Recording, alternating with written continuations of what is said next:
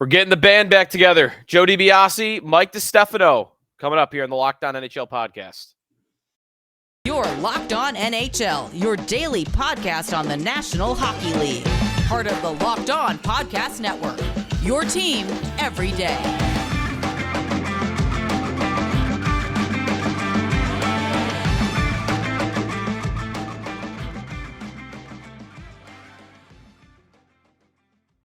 Thanks for making Locked On Sabres. Oh, I did it right off the top. What do you want to do? You want to start over? Or should we just power through? What do you think? Through it. Power through it. You know, we were just talking about editing and whatnot, and like how we always record these in one straight shot, and then I did that right off the top that made us have that decision. It's the Locked On NHL podcast. It's been a while since you've had to say that. Like, for those who are time listeners of the pod, Joe and I started day one Locked On NHL flagship Eastern Conference edition, and it's been 2 years since like the days where on a weekly basis we were chatting and you were in the flow of saying Locked On NHL every week. Has it been that long? Has it been like the COVID seasons? We think. Yeah, like I've been through like 3 other co-hosts since you. So I think it's been a while here, pal. But good to have you back on the show. Yeah, good to see you, buddy. Everything's been well. We stay in touch here and there, and we talk on each other's shows and whatnot. I love doing Leafs Lunch every once in a while on your radio show. I love talking hockey. Can't get enough of it. And I'm ready to go here on this trade deadline preview edition of the Locked On NHL podcast. They picked a pretty good week for us to get back together. It's a pretty easy time to fill some show. Yeah, is it a preview or a recap? It feels more like it's a recap show than a preview, man. Like the way that things have gone down the last 72 hours, it's absolutely insane the amount of action that we've seen. I think there were 40 transactions, like roster movement transactions between like people and guys getting recalled and traded. 40 transactions were made yesterday alone on Tuesday. And that's to go along with a busy day on Monday and a really busy day on Sunday. The last 72 hours nearing up to Friday's NHL trade deadline has been wild, to say the least. I count 10 trades. You mentioned 40 transactions. I count 10 trades that happened on Tuesday. Now, you know, a lot of those little ones, those AHL type deals that you never even heard of the guy, but there were some big ones too. And we'll talk about the bigger ones coming up here on the show. Reminder that we are brought to you by FanDuel Sportsbook, official sportsbook of Locked On. Make every moment more with FanDuel.com/Locked On today to get started. So we'll go through it all, the trades from yesterday. We'll get into the Jakob Chychrun sweepstakes a little bit later on. That pertains to the team I cover, the Buffalo Sabres. So I'm very much in the weeds on Chychrun and all that's going on there. So a lot of interesting stuff to come, but you kind of said it. We'll have Chychrun to talk about a little bit later on, but 90% of the big names have already been dealt. Dude, like I keep looking at this TSN trade bait board that we have here at work, and it's getting updated hourly, literally hourly. Like you look at what it looked like on Saturday when I went to bed. You had, Patrick Kane was still on there, Timo Meier was still on there, Ivan Barbashev, Gavrikov, Luke Shen, like all of these names still on the board. And you fast forward to right now, currently not the case. I mean, Chychrun's still there. As we noted, he's still there. But now it's down to like JVR and maybe Kevin Hayes. Joel Edmondson is considered a top 5 guy on some of these boards. We're throwing draft picks in here, and it's insane what we've seen, the amount of movement that's gone on over the course of the last 72 hours, which, dude, like I'm curious what you think has spurred all of this, because all year, all we kept hearing from whatever insider was reporting was there's such a logjam. The cap has jammed everybody up. There's no space to make trades and make deals. Where the hell is everyone getting this cap space from? Where all of a sudden now everyone's able to make trades and find money to make these deals. You know where they're getting all the cap space from? They're basically borrowing it from Arizona. I keep calling the Coyotes the NHL's Cayman Islands. You have money you want to hide? Send it over to us. We'll take it. And that happened as recently as yesterday with the Patrick Kane trade. There's the Coyotes sitting over there all the time. By the way, they just have the market cornered on those types of deals. We're over here in Buffalo with $17 million in cap space, and no one wants to call us to give us a 3rd-round pick to take $2 million. But I'm only half kidding, by the way, when I make that point that there are teams that are willing to take on salary, and there are creative ways now that teams are figuring out to get around the cap to an extent where I'm sure you've talked about it, the memo that the league sent around where don't circumvent the cap, don't acquire players on long-term IR like Gustav Nyquist, who actually did get traded to the Wild, and just stash him for the playoffs if you don't have an intention of him fitting under your cap. Teams have gotten creative. And my thought on that, honestly, I think it's a couple of different things, but most notably, it's led by a couple teams in the East. And I'm not even saying this as a criticism. I kind of appreciate the amount these teams are going for it, but the top 6 teams in the NHL right now are all in the East, right? Right? Vegas is 7th if you just go to the league standings. So right now, you've got 6 teams that all probably feel like, hey, we legitimately can win the Stanley Cup. Even the Devils, I would include in that. They traded for Timo Meier, so they should feel like they could. For sure. I think the 2 teams that are leading the charge on this and have led the charge on this are Tampa Bay and Toronto. I think they have led the arms race. They have been the 2 teams that are most willing to get rid of draft capital to win right now. Tampa's GM, Julian Breezeball, going as far as like making a long, lengthy argument for why draft picks really don't matter to his team. And I think he's kind of right. And I think really what might just be happening is Toronto and Tampa are setting an example of these prospects probably aren't going to work out anyway. It's like a 10% chance. And if they do, it's going to take 3 years. So go all in. Go for it. And I think a lot of teams are playing copycat. Yeah, 100%. I saw, I want to give credit. I think it was Frank Saravalli who said on the Daily Faceoff, his show, I believe he said the number, if you are selected after the 24th overall pick in the NHL draft, the odds of that player playing in 100 games in the NHL is 2.4%. Oh, 100 games. So that's like late first round. You're saying that guy's probably not playing 2 seasons. Probably not going to play 2 seasons and not have any type of impact on your roster. And go look at the teams who have dealt away those first round picks. It's Boston, it's Tampa, it's Jersey, it's New York. Like those are the teams. Now you got LA, who's kind of getting into the mix there.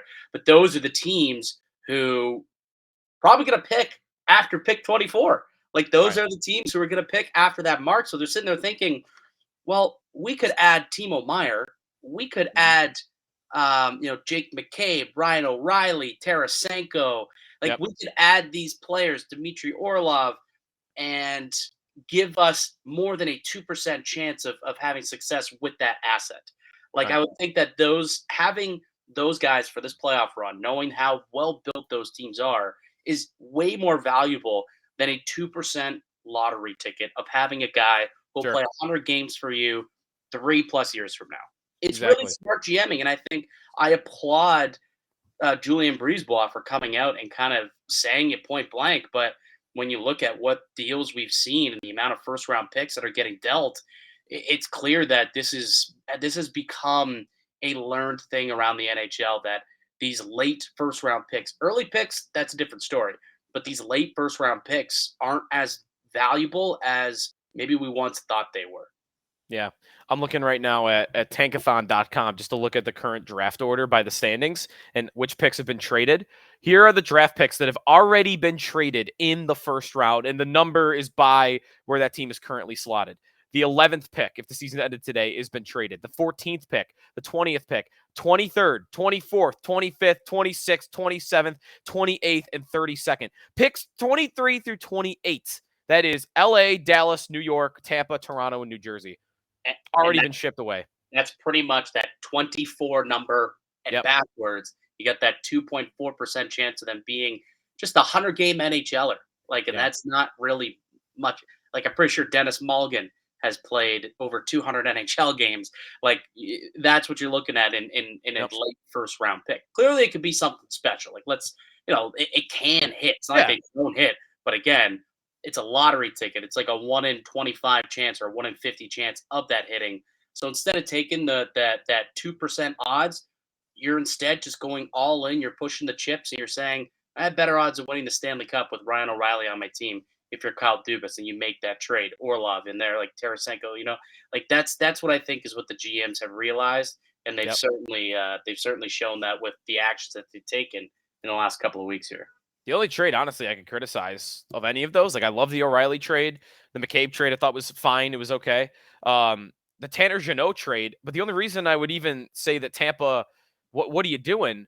Again, I accept his argument about the draft pick capital, but did you have to give up that many? Like, you could have done something else with the second round pick, couldn't you?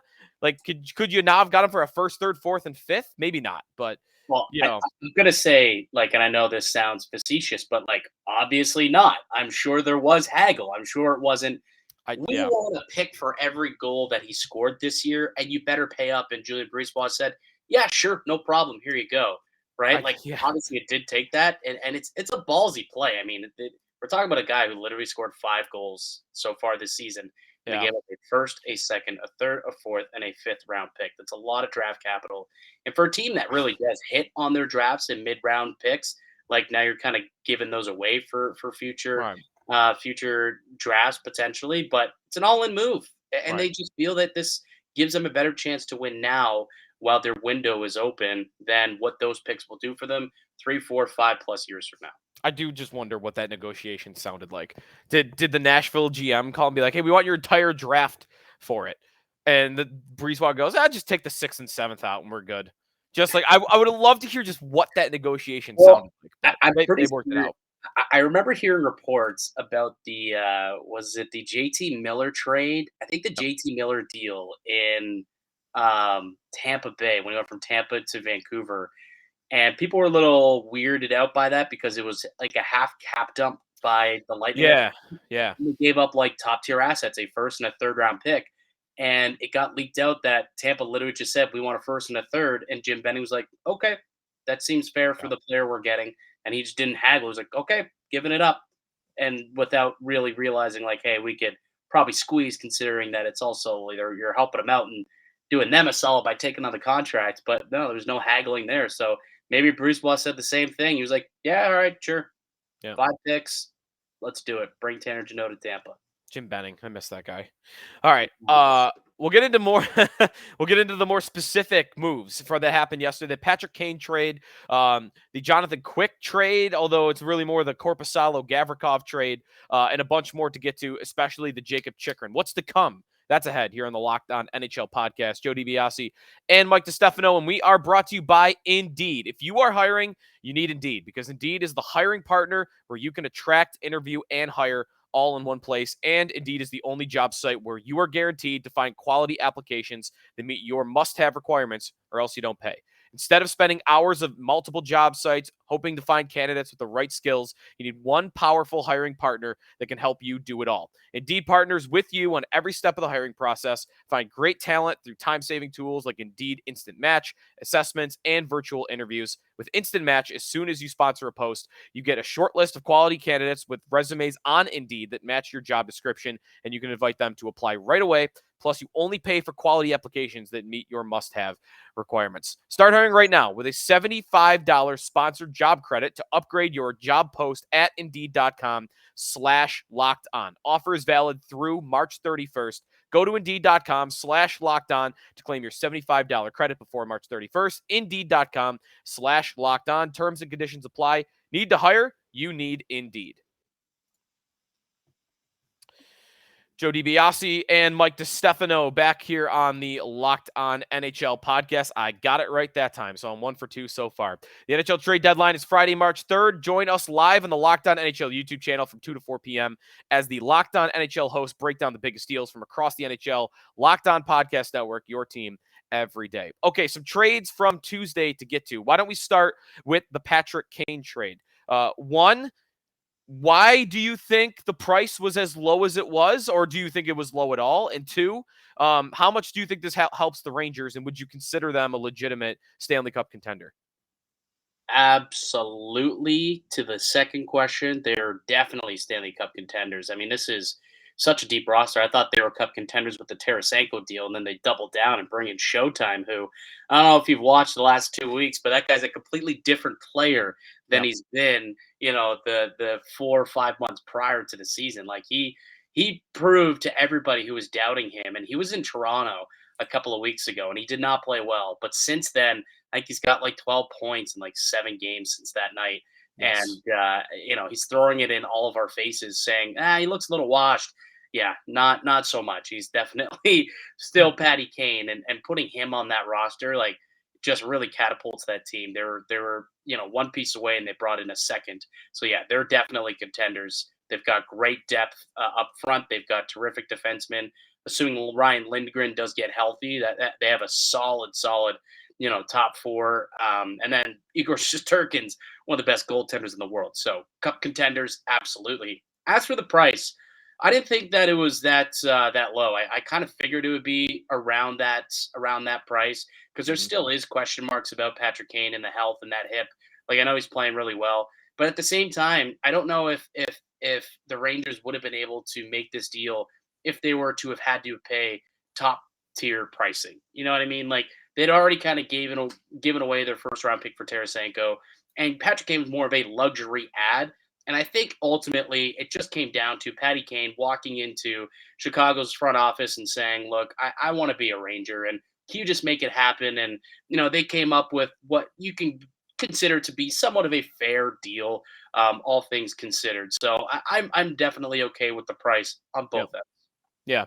I do think actually that Chicago did pretty well considering Turn into a that. first round pick. Like, I wouldn't be Yeah, shocked if the Rangers end up in the Eastern Conference Final and that turns into a first round pick. I could see that happening. And like when I would see mock trades earlier in the season, they were more expensive than what he ended up getting traded for, but they were bargaining with one team, Yeah, right? Like Patrick Kane like made it clear, I want to be a Ranger. And his list originally was only two teams. So it wasn't like there was this open bidding war that Chicago could maximize the price. So given that they were again bidding with there was only one team bidding, I think they did fine. I think they did fine in this trade. They got what might be a first round pick.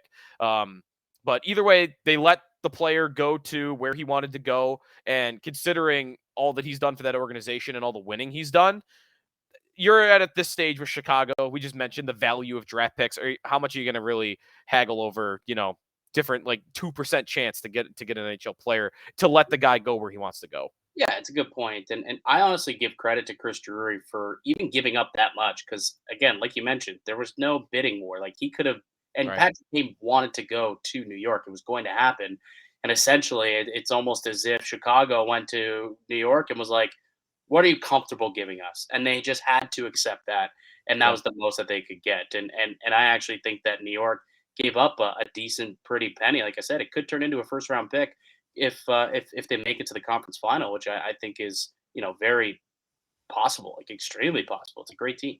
Sure.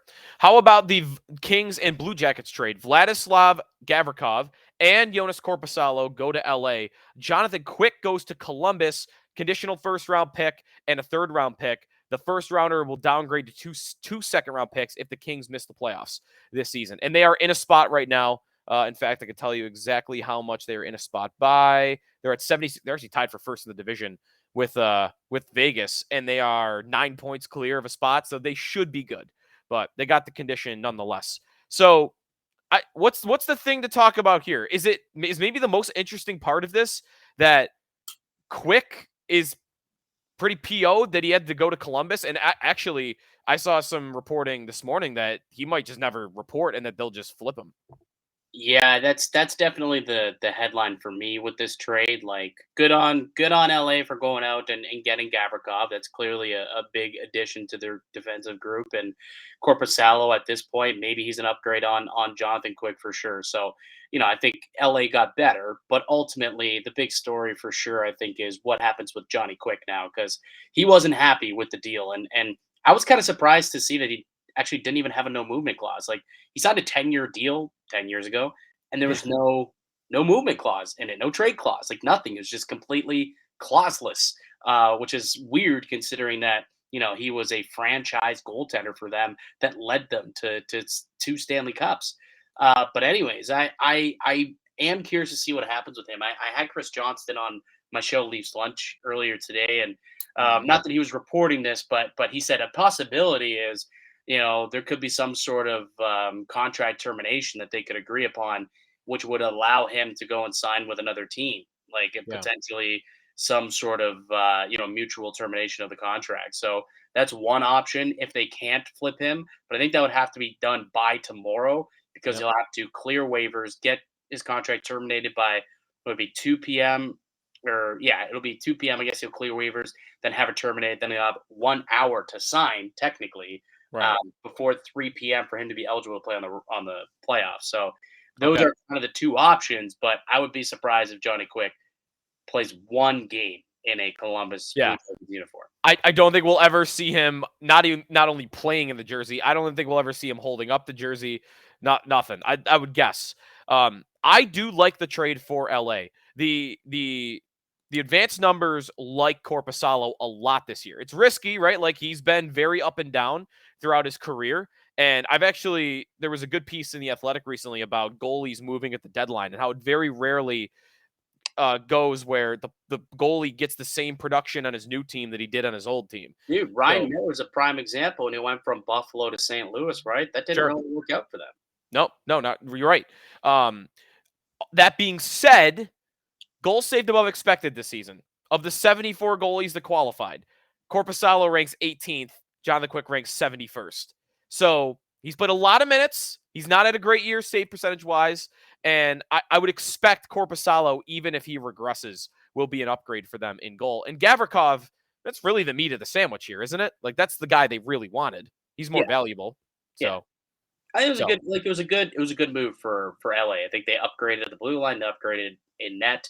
They've got a yeah. lot of really good talent up front. So, in the West, I know we're an Eastern Conference show, but like it's not as much a gauntlet as it is here out east. So like if you make one or two additions, that Yeah. gives you a much better chance to make it through and potentially go on a run than it would here in the Eastern Conference. And Columbus gets a better shot at finishing last. Try to up those Bedard odds a little bit. Yeah. They probably want Jonathan Quick in there, given what his seasons looked like. That's mean to Jonathan Quick. I don't need to do that. Anything else that piqued your interest the most from Wow. Tuesday's trades? I mean, the Lars Eller trade. I don't know. There's nothing really that big there. I know your Leafs trading for Luke Shen is a little interesting. Well, I mean, the fact that they made 3 trades in 2 hours, like the Leafs Or were that, right? very busy yesterday, and like which made our show Locked On Leafs, like we dove into it deeply. You can go check that out on YouTube and wherever you get your podcasts. Myself and my co-host Dave Morisuti. But obviously, those 3 deals kind of came like out of nowhere in a sense that I didn't think that they were going to happen then. Like I knew there was still more work to be done. Like there was still some cap clearing that had to be done in order for them to elevate Matt Murray from LTIR, which is fully expected in the next couple of days. He was eligible today, I believe. We'll see what ends up happening. Maybe tomorrow. It's back to back, so you might get the start and elevate him then. But they needed to clear about $1 million in cap space. So they traded away Rasmus Sandin, who's 22, going to be 23-year-old defenseman, literally a week today, actually. March 7th is his birthday. So he'll be 23 years old and still has top 4 upside. But he's a guy where once they acquired Jake McCabe, was on the outside looking in, and they weren't 100% sold that he could be relied upon come playoff time, just based on the way that team is currently constructed. It's just not for them. So Washington, a team that looks at him and says, hey, there's still upside here. He could be a top 4 player for us. We need a puck-moving defenseman. They're willing to put a first-round pick on the table to go out and get that. And Toronto said, thank you very much. I think it's very shrewd GMing for Kyle Dubas to not let that asset depreciate, because Rasmus Sandin wasn't going to play a lot of hockey from here on out. And if you're not playing any hockey, a good chance if you're trying to move him in the summer, you're not getting a first-round pick for that, because he clearly wasn't good enough to be on your team. Teams will think we'll definitely sour on him. We've seen that time and time again in every organization. Like in Toronto, I think about Travis Dermott as a guy who always had that top 4 potential, but eventually that asset depreciated, and then ultimately they only received a 3rd-round pick for them when they eventually traded him after he was a guy who was, a 6th, 7th defenseman. So they didn't let that happen to Rasmus Sandin, and so I applaud Kyle Dubas for doing that. And then he came back. He moves out Pierre Engvall, which is an extremely polarizing player here in Toronto. Terrific underlying numbers. The results are very they don't necessarily match that. And he's a player who, when you look at the makeup, 6'4", 215 pounds, he plays like he's 5'6", 128 pounds. That's the biggest issue that Leaf fans have always had with Pierre Engvall. And when this team's looking to change the identity, especially in that bottom 6, he just didn't fit that anymore. So they move on from him and they bring back Luke Shen, another guy who a lot of Leaf fans were circling as a meat and potatoes add on that blue line. Again, trying to change the identity and become tougher to play against. And that's exactly what Luke Schenn could do. So all in all, like I like all three of the deals that Kyle Dubas made, and ultimately it didn't cost a whole lot. Like Schenn for Engvall is essentially a 1-for-1 swap because you got a third round pick for Engvall, you trade a third round pick for Schenn, and then you recouped a first round pick for Rasmus Sandin, someone who's going to be your seventh defenseman come playoff time. And all of a sudden now you look and you like the makeup of the group in Toronto. But that's 6 new players on this roster. 6 new players in the span of 11 days. That's going to be very interesting to see how Sheldon Keefe puts his lineup cards together and make sure that these guys find that chemistry in the remaining 20 games before game 1 of the series, which is probably going to be against the Tampa Bay Lightning come April. Do they trade another first-round pick before the deadline, or is there no way they could fit that cap-wise? Well, they could. They could. I don't know who that player is for. I think the only other thing that a lot of Leaf fans somewhat anticipate is maybe a goalie move, but I don't think there's a goaltender out there that require a first-round pick to make it work. So I don't think that they'll move that first. I could be wrong.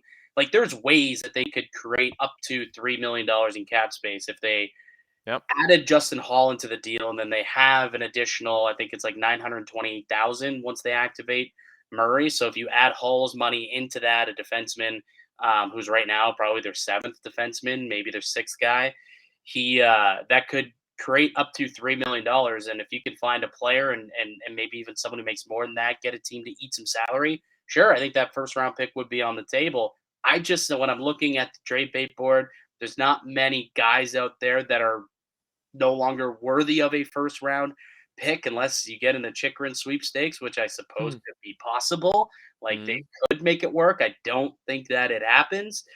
So I think they probably keep that first rounder. But I mean, either way, I think you look at the team, the way it's been constructed, the additions that they've made.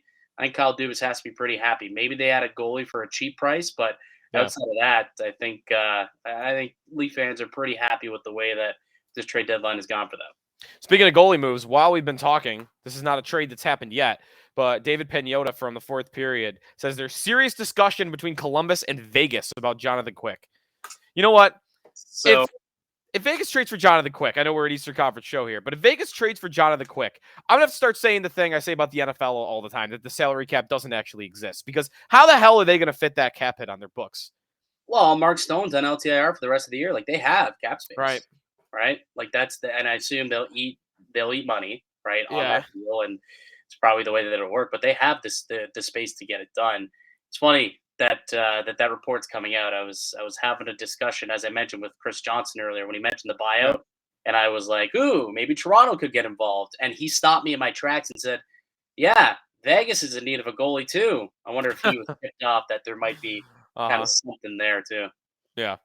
All right, we'll take a timeout here, and when we come back, we will talk Jakob Chychrun, the big whale that's still on the market, and other things that we think could happen by Friday's trade deadline. So that is coming up here in the now the preview starts. That was the recap. Now is the preview. That was the recap. This is the preview coming up. But first, Mike's got a word for FanDuel Sportsbook. Yeah, it's the midway point of the NHL season. It's here. Now is the perfect time to download FanDuel. It's North America's #1 sportsbook because new customers get a no-sweat first bet up to $1,000. That's bonus bets back if your first bet does not win. Just download the FanDuel Sportsbook app. It's safe, secure, and super easy to use. Then you can bet on everything from the money line to point scores, goal scorers as well. They've got shot props. You can find it all at FanDuel. Plus, FanDuel even lets you combine your bets for a bigger payout with same game parlays. So don't miss out on the chance to get your no sweat first bet up to $1,000 in bonus bets when you go to FanDuel.com/lockedon. That's FanDuel.com/lockedon to learn more. Make every moment more with FanDuel, an official sports betting partner of the Locked On NHL Network. Welcome back to the Locked On NHL podcast. Joe DiBiase, Mike Distefano. You can follow me on Twitter. I'm at Sneaky Joe Sports. Mike is at Mickey_Canuck. We have got Jakob Chychrun still on the trade market. So a lot to get to here. I think where I want to start with you on Chychrun, before we even get to potential suitors, and this could spin off into that, doesn't Arizona have to trade him? Like, can you see a situation where they don't? Because my immediate thought is, well, he's got a 10-team no trade list, no trade clause that kicks in the summer. And I don't know. He clearly wants to be traded. It might get ugly if they don't trade him before the deadline.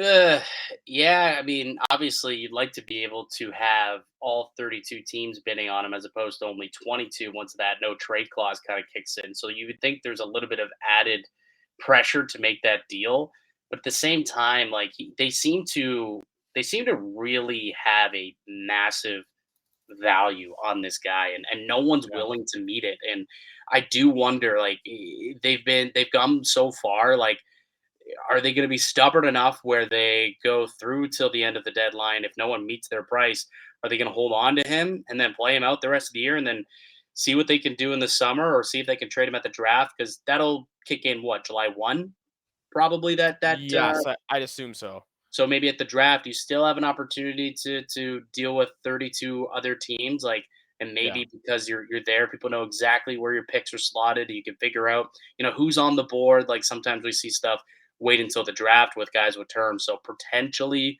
there could be a situation where that does happen. I'm not 100% that Jake Chychrun is no longer a Coyote by the end of the week. I think that there is probably like a good 25% chance that he remains on that team, and it's something we see go down in the summer. It'll be the longest amount of time on the trade market in league history. This guy's Dude, been out there for like 15 months already. We've been talking about it. Honestly, we might have done a show together, but while in the last time that he's been on the market, the most recent report, or I guess tweet about his destinations, came from Darren Dreger on Wednesday morning, and he tweeted, "Quote: Teams are poised, hoping for a price drop on Chychrun. Buffalo is staying close. Columbus has some collateral after the trade with the Kings, and they're interested. Ottawa's always willing to listen, and the Sens are on a roll, but will there be a price drop?" So I guess with Boston seemingly out, right? They traded for Orlov. The Leafs, it probably will be tough for them. Maybe I shouldn't completely rule them out, but it would feel like it'd be tough. The Kings just made their Gavrikov trade after, we all thought they were going to be the team to get him a couple weeks ago. I guess, would you bet on one of those teams, Dreger list, being the one he ends up with, the Sabres, the Blue Jackets, in Ottawa? I would think so. Like, and I, the Blue Jackets would be a wild deal there. Obviously, I don't Yeah. like that's a team for me that would be kind of a strange one. Like, could you imagine if you're Jakob Chychrun having to go from Arizona to Columbus, like from one Right. dumpster fire to the other? That would be just awful. The two teams that I like though, as potential landing spots, is Buffalo, the team that you cover on a daily basis. So we can get into that in a second. And then Ottawa, like they've needed a defenseman forever. They've been in on these Chychrun sweepstakes literally since day one when he asked for the trade last year at the beginning of the season. But again, neither team willing to pay the price. But I think he would be great additions to both squads who, for all intents and purposes, are going to be buyers at the deadline, I think. And especially if they can buy players with term who can be part of their future, not only for this year and upcoming years when they're an up and coming team. Yeah. I should also mention Pittsburgh, although I haven't heard them talked about in about a week, but Rob Rossi from the Athletic wrote last week that their head coach Mike Sullivan wants them to trade for Chychrun, but Ron Hextall is completely balking at the Coyotes' demands. I actually think Rossi had in there what they're looking for. I think it's very smart of Arizona. They want Pittsburgh's 2025 and 26 first round picks. They want to skip 2 years and go to when they think Malkin and Letang are going to be gone and Crosby's going to be 37. And maybe they're betting on Pittsburgh getting bad by that point. So those picks are going to be really high. And Pittsburgh, I think rightfully so, is saying, no, we're not doing that. We're Yeah, not doing that because yeah. we're not trading you lottery picks. We'll give you these late first round picks in the next 2 years. Dude, So like how bad does Arizona plan on being over the next few years? Where they're I like, we'll still take picks 4 years down the road for sure. It's their NHL Cayman Islands, I'm telling you. But from my perspective, covering the team here in Buffalo, we're talking about him almost every day. He fits, I think, like Ottawa in many ways here. He fits the timeline, right? He's 24 years old. The Sabres are the youngest team in hockey. They have all the cap space in the world, so they don't care about the 4.3 million and taken on as a whole. They also are very top-heavy on the blue line. Power's been dynamite as a rookie. Dahlin's a Norris candidate, and Matthias Samuelsson's been very, very solid. Past that, it gets thin, and it gets thin quick. So they need another top four defenseman. I think Chychrun's better than just a top four defenseman, which I think is why it makes it sound so appealing. But I imagine Ottawa's coming in from a very similar perspective of, hey, we're trying to get good here. Like we don't even need to hit the fast forward button. Let's just hit the forward button. And let's go from bubble team to let's be a playoff team, especially with a guy that's not in his 30s or anything. So I might want to bet on one of those two teams doing it because the timing just feels perfect for both the Senators and the Sabres. You mentioned Columbus, like poor Jakob Chychrun, if you got to go to Columbus. Listen, I think it's an easier sales pitch to say, hey, you can win more in Buffalo and Ottawa than you did in Arizona, but it's not like they're the models of winning in the last decade. No, but all of a sudden, Columbus does have an extra first round pick on their hands, Sure. right? That they now do that they have acquired with the Korpisalo and Gavrikov deals. So maybe they have like the assets to make that trade. But I would not want to see it. Like that'd be just a wasted opportunity. Like Yeah. I see Buffalo as the probably most ideal. Like again, Buffalo and Ottawa are probably very similar, but like they've got the cap space, they've got the picks, they've got the prospects, and they've got the need. Yeah. Make it happen. Like I think Yeah. Kevin Adams, there's a lot of credit for the way that he's built that team from the mess that they were in, and there's no one who knows that more than you do, sir. But the Yep. mess that they've been in the when's the last time they made the playoffs? 2010? That would be 2010-11. Yeah, Yes. so it's been more than a decade since Buffalonians have experienced playoff hockey. You're finally on the cusp of it. Oh. Go I'll pull out my my go-to way to emphasize how long it's been since they made the playoffs. Mike Modano has played an NHL playoff game more recently than the Buffalo Sabres have. That's the best way to put it into perspective. Adams, yeah, I talked to him on Locked On Sabres yesterday, which, by the way, if you want to check it out, that's available wherever you're listening to this podcast. We did a good interview, and I think the one thing we're just wondering on him, because he's done well drafting so far, he's done well with trades, he's done well with roster building. Like he's kind of done a good job at starting to build it back up. The one thing you don't know about him yet, and he really hasn't been in the situation to, so it's just an unknown, can he close? On a big deal like this, when you're the team acquiring and you've got to be the one that is outbidding everybody else, can you close on that deal? And we'll see. I'm confident, but you can't really know until the guy actually does it. So you'd bet against Chychrun playing in the playoffs, right? Wouldn't that be, if I were setting a line on him being in the playoffs, wouldn't it be minus money that he isn't? Yeah. Probably, right? Like, yeah, I mean, if we're talking those three teams, like the odds. Sabres and Senators have a chance, but it's not near 100. Right. So I would say both of those teams are probably minus money or plus money to make the playoffs. Yeah. So I would say there's a good chance that he's not in the postseason, and if I guess Pittsburgh would be the one team that like makes sense as who's out there. Yeah. The other team, right. maybe not Jakob Chychrun, but the other team I'm waiting on to make a move in the Eastern Conference is the Carolina Hurricanes. Yes. Like I don't think Chychrun's the need. Like they've got a really good blue line, but like you look at what Toronto's done, Jersey, the Rangers, Tampa, Boston, like all these teams have gone out and they've made sizable additions to your group. Yessi Pugliarvi doesn't necessarily scream all in like those other guys do. So I think that Carolina's a team in the weeds here the next 48 hours. They still have a move up their sleeve, and they've got something to do to compete here with the rest of this conference that has gotten a whole lot better the last 2 weeks. Their first round pick is listed at number 4 on the TSN trade bait list. Is there a guy you like more than others for them? I feel like JVR just kind of, maybe it's because of Pacioretty and Stastny. Like for some reason, I could just see JVR in that Carolina uniform. Same team, different player, different need. Kevin Hayes. Oh, I like that. You get them a center in behind Aho. Like you get them a true number 2 centerman who's got some size, who can play in the playoffs. He's got some bite, who can score. He's an all-star this year, as we all very well know. That's a guy. He makes a little bit of money. I think he's making over 7 sheets and long term. So I doubt Philly's going to retain on that.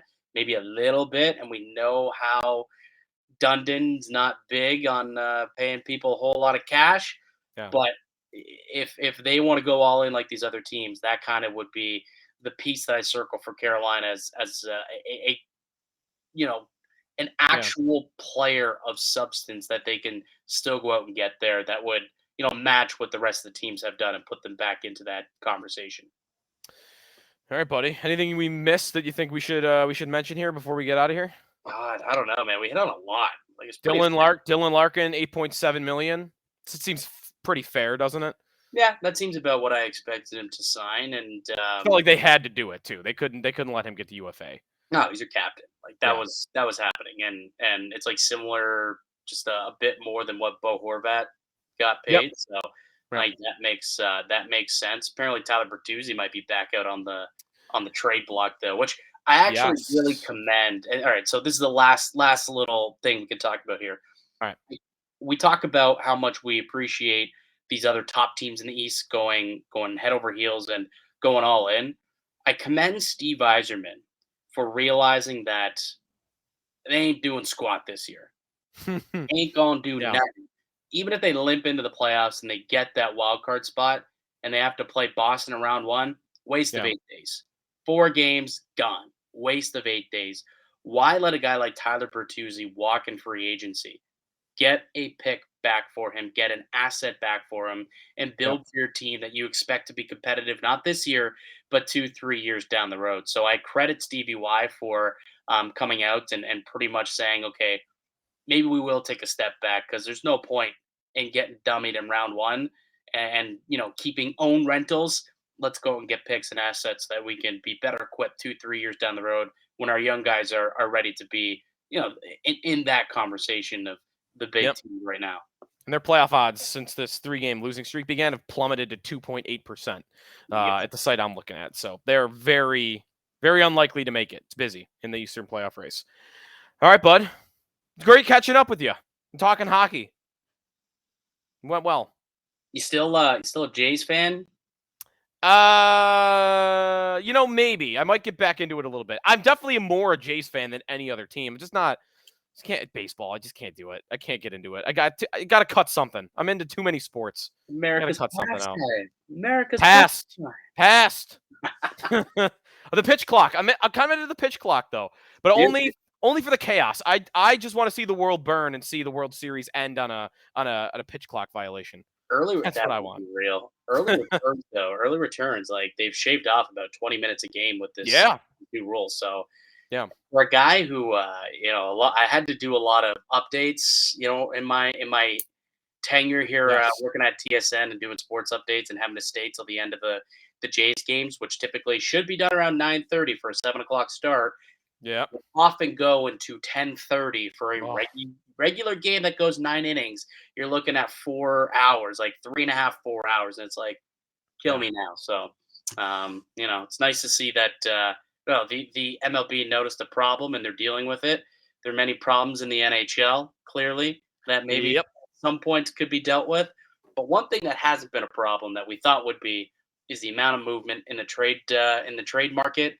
Yes. And honestly, kudos to teams for figuring out how to finally open up cap space and get some deals done, because it's been a hell of a 2 weeks in the hockey market. It's more reminiscent to the NBA trade deadline than I think we've ever seen before. And that's what we were clamoring about a month ago. And we saw Kevin Durant get moved. We saw, Kyrie get moved and all this stuff. And we're like, why can't the NHL give us that?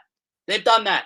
They have. Yeah. I'll give them credit for it, man. There's been a lot of stars and superstar talents that have been dealt this deadline. So, and there's still 2 more days to go and still some other names and dominoes to fall. I was going to say, maybe save it for deadline day next week if I'm being nitpicky. Deadline day next year. But otherwise, we'll take it. We'll take it whenever we can get it. So definitely true with all the movement. All right, we'll continue to preview the trade deadline and recap the trade deadline as we progress here in the Locked On NHL podcast. Thanks, everybody, for making us your first listen today. Mike, be well, buddy, and we'll talk soon. And now go make your second listen, game to game. Every moment, every performance, every result. Locked On Game to Game covers every game from across the NHL with local analysis that only Locked On can deliver. Follow Game to Game on Locked On NHL, available on the Odyssey app, YouTube, and wherever you get your podcasts.